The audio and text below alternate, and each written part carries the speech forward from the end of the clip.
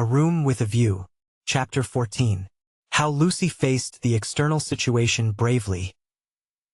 Of course Miss Bartlett accepted. And equally of course she felt sure that she would prove a nuisance, and begged to be given an inferior spare room. Something with no view, anything. Her love to Lucy. And, equally of course, George Emerson could come to tennis on the Sunday week. Lucy faced the situation bravely, though, like most of us, she only faced the situation that encompassed her. She never gazed inwards. If at times strange images rose from the depths, she put them down to nerves. When Cecil brought the Emersons to Summer Street, it had upset her nerves. Charlotte would burnish up past foolishness, and this might upset her nerves. She was nervous at night. When she talked to George, they met again almost immediately at the rectory. His voice moved her deeply, and she wished to remain near him. How dreadful if she really wished to remain near him. Of course, the wish was due to nerves, which love to play such perverse tricks upon us. Once she had suffered from things that came out of nothing and meant she didn't know what. Now Cecil had explained psychology to her one wet afternoon, and all the troubles of youth in an unknown world could be dismissed. It is obvious enough for the reader to conclude, she loves young Emerson.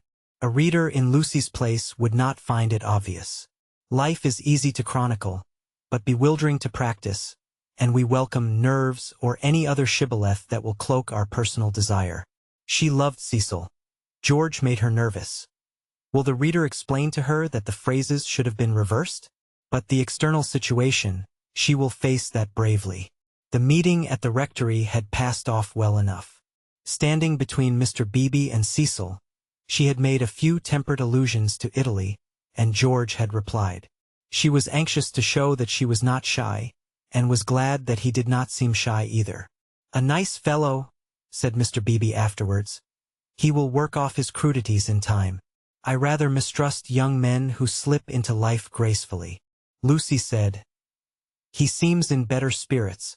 He laughs more." "Yes," replied the clergyman. "He is waking up." That was all. But, as the week wore on, more of her defenses fell, and she entertained an image that had physical beauty. In spite of the clearest directions, Miss Bartlett contrived to bungle her arrival. She was due at the southeastern station at Dorking, whither Mrs. Honeychurch drove to meet her. She arrived at the London and Brighton station, and had to hire a cab up. No one was at home except Freddie and his friend, who had to stop their tennis and to entertain her for a solid hour. Cecil and Lucy turned up at 4 o'clock, and these, with little Minnie Beebe, made a somewhat lugubrious sextet upon the upper lawn for tea. "I shall never forgive myself," said Miss Bartlett, who kept on rising from her seat, and had to be begged by the United Company to remain. "I have upset everything, bursting in on young people, but I insist on paying for my cab up. Grant that, at any rate." "Our visitors never do such dreadful things," said Lucy, while her brother, in whose memory the boiled egg had already grown unsubstantial, exclaimed in irritable tones, "Just what I've been trying to convince Cousin Charlotte of, Lucy, for the last half-hour." "I do not feel myself an ordinary visitor," said Miss Bartlett, and looked at her frayed glove. "All right, if you'd really rather. 5 shillings, and I gave a bob to the driver." Miss Bartlett looked in her purse. Only sovereigns and pennies. Could anyone give her change? Freddie had half a quid and his friend had 4 half-crowns. Miss Bartlett accepted their moneys and then said, "But who am I to give the sovereign to?" "Let's leave it all till Mother comes back," suggested Lucy. "No, dear. Your mother may take quite a long drive now that she is not hampered with me. We all have our little foibles, and mine is the prompt settling of accounts." Here Freddie's friend, Mr. Floyd, made the one remark of his that need be quoted. He offered to toss Freddie for Miss Bartlett's quid. A solution seemed in sight, and even Cecil, who had been ostentatiously drinking his tea at the View, felt the eternal attraction of chance and turned round. But this did not do either. "Please, please. I know I am a sad spoil-sport, but it would make me wretched. I should practically be robbing the one who lost." "Freddie owes me 15 shillings, interposed Cecil. "So it will work out right if you give the pound to me." 15 shillings, said Miss Bartlett dubiously. How is that, Mr. Vice? Because, don't you see, Freddie paid your cab. Give me the £1, and we shall avoid this deplorable gambling. Miss Bartlett, who was poor at figures, became bewildered and rendered up the sovereign, amidst the suppressed gurgles of the other youths. For a moment Cecil was happy. He was playing at nonsense among his peers. Then he glanced at Lucy, in whose face petty anxieties had marred the smiles. In January he would rescue his Leonardo from this stupefying twaddle. "But I don't see that," exclaimed Minnie Beebe, who had narrowly watched the iniquitous transaction. "I don't see why Mr. Vice is to have the quid." "Because of the 15 shillings and the 5, they said solemnly. 15 shillings and 5 shillings make £1, you see. "But I don't see." They tried to stifle her with cake. "No, thank you. I'm done. I don't see why, Freddie, don't poke me. Miss Honeychurch, your brother's hurting me. Ow. What about Mr. Floyd's 10 shillings? Ow. No, I don't see, and I never shall see why Miss What's-her-name shouldn't pay that bob for the driver." "I had forgotten the driver," said Miss Bartlett, reddening. "Thank you, dear, for reminding me. A shilling, was it? Can anyone give me change for half a crown?" "I'll get it," said the young hostess, rising with decision. "Cecil, give me that sovereign. No, give me up that sovereign. I'll get Euphemia to change it, and we'll start the whole thing again from the beginning." Lucy, what a nuisance I am," protested Miss Bartlett, and followed her across the lawn. Lucy tripped ahead, simulating hilarity. When they were out of earshot, Miss Bartlett stopped her wails and said quite briskly, "Have you told him about him yet?" "No, I haven't," replied Lucy, and then could have bitten her tongue for understanding so quickly what her cousin meant. "Let me see. A sovereign's worth of silver." She escaped into the kitchen. Miss Bartlett's sudden transitions were too uncanny.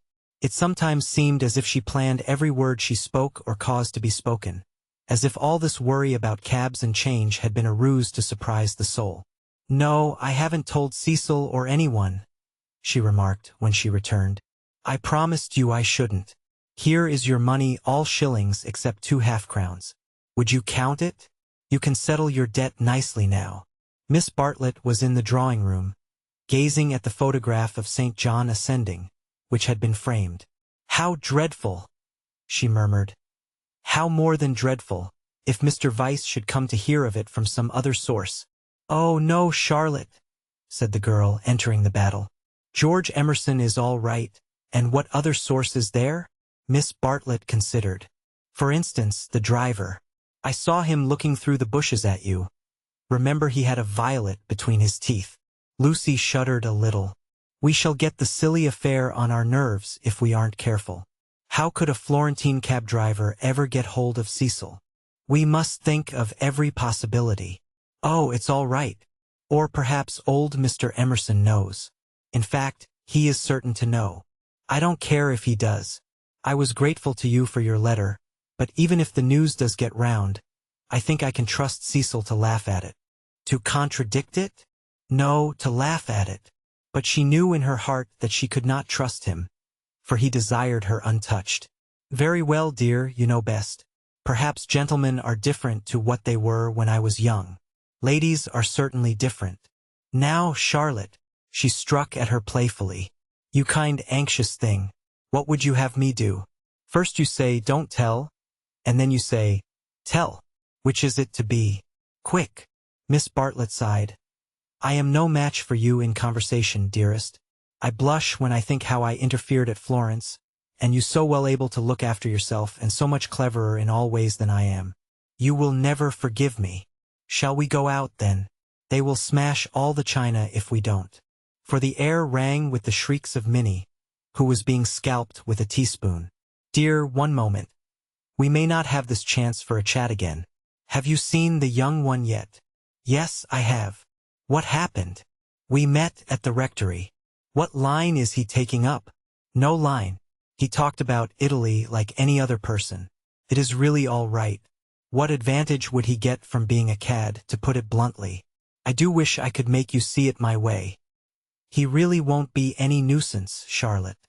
Once a cad, always a cad. That is my poor opinion. Lucy paused. Cecil said one day, and I thought it so profound, that there are two kinds of cads, the conscious and the subconscious. She paused again to be sure of doing justice to Cecil's profundity. Through the window she saw Cecil himself, turning over the pages of a novel. It was a new one from Smith's library. Her mother must have returned from the station. Once a cad, always a cad, droned Miss Bartlett. What I mean by subconscious is that Emerson lost his head. I fell into all those violets, and he was silly and surprised. I don't think we ought to blame him very much. It makes such a difference when you see a person with beautiful things behind him unexpectedly. It really does. It makes an enormous difference, and he lost his head. He doesn't admire me or any of that nonsense, one straw. Freddie rather likes him, and has asked him up here on Sunday so you can judge for yourself. He has improved. He doesn't always look as if he's going to burst into tears. He is a clerk in the general manager's office at one of the big railways. Not a porter. And runs down to his father for weekends. Papa was to do with journalism, but is rheumatic and has retired. There. Now for the garden. She took hold of her guest by the arm. Suppose we don't talk about this silly Italian business anymore. We want you to have a nice restful visit at Windy Corner, with no worrying. Lucy thought this rather a good speech. The reader may have detected an unfortunate slip in it. Whether Miss Bartlett detected the slip one cannot say, for it is impossible to penetrate into the minds of elderly people. She might have spoken further, but they were interrupted by the entrance of her hostess. Explanations took place, and in the midst of them Lucy escaped, the images throbbing a little more vividly in her brain.